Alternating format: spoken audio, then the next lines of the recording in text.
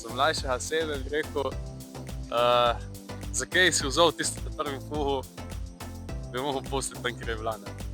Veliko mladih pravi tudi, da lahko z vejpom ali pa s fugami nehajo kadarkoli. A ti misliš, da je to res? Ne, ker sem že sama videla, pač so poskušali nekaj, pač morajo. Če sam rečejo, da lahko kadarkoli nehajo in se nič ne potrudijo, pač na čistega.